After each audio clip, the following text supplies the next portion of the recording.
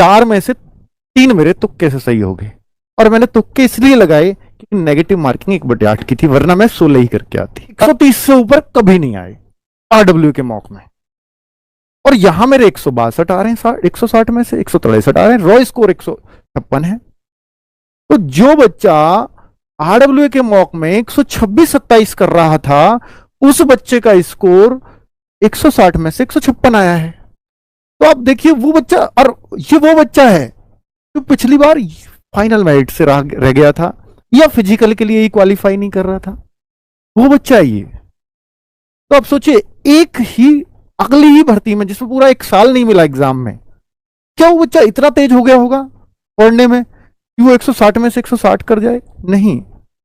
2 चीजों का फर्क पड़ा है स्पेशल। एक तो नेगेटिव मार्किंग ना के बराबर थी। मैंने एक बच्ची से पूछा जिसकी ऑल इंडिया रैंक 1 बैठेगी, 160 में से 163 नंबर है, लड़की है वो बच्चे, मैंने इंटरव्यू भी डाला है उसका। तो मैंने उस बच्ची से पूछा कि आपका इतना स्कोर कैसे, मतलब ये क्या किया है आपने अचानक से, ऐसे कैसे जंप कर गया?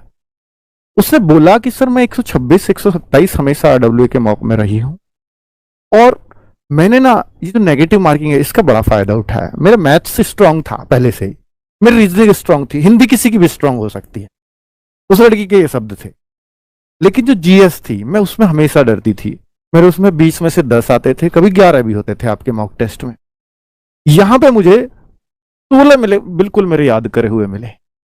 ये रैंक 1 लड़की के शब्द हैं, 16 मेरे याद करे हुए मिल गए। तो यानी जी के आसान आई, क्योंकि मैं 10-11 तो आपके मौके में ही पहुंच पा रही थी, 16 याद करे हुए मिले, और उसके 19 सही हैं। आप 120 130 पहुंच रहे हैं तो आपको डरने की आवश्यकता नहीं है एसएससीजीडी में सिलेक्शन लेने के लिए।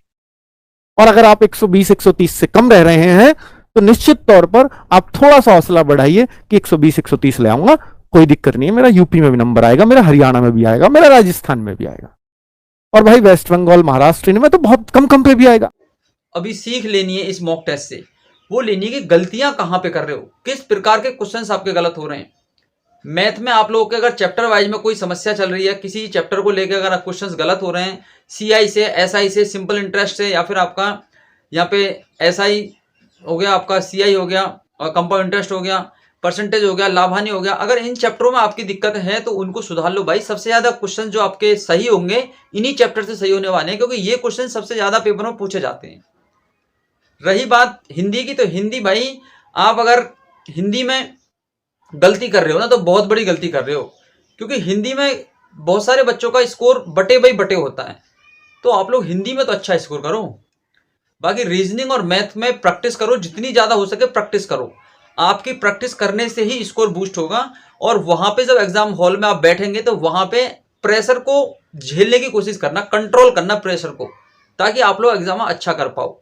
ठीक है, तो आज का क्या स्कोर रहा आपका कमेंट करके जरूर बताना है, कितने कितने बच्चों के स्कोर रहे हैं। और सेफ स्कोर मैंने आपको बता दिया कि आज के मॉक के हिसाब से सेफ स्कोर 125 से 30 के बीच में जिन भी बच्चों का है सेफ स्कोर है भाई। अगर ऐसा एग्जाम आता है तो आप लोगों का सिलेक्शन बिल्कुल श्योरली से हो जाएगा, कोई ना कोई पोस्ट आपको मिल जाएगी। और यहाँ पे कम से कम 5 से 7 नंबर का नॉमिनेशन भी आपको इस के हिसाब से मिलने ही वाला है। तो आप लोग अपनी तैयारी को बढ़िया बना के रखो, जो भी दिक्कतें हैं उनको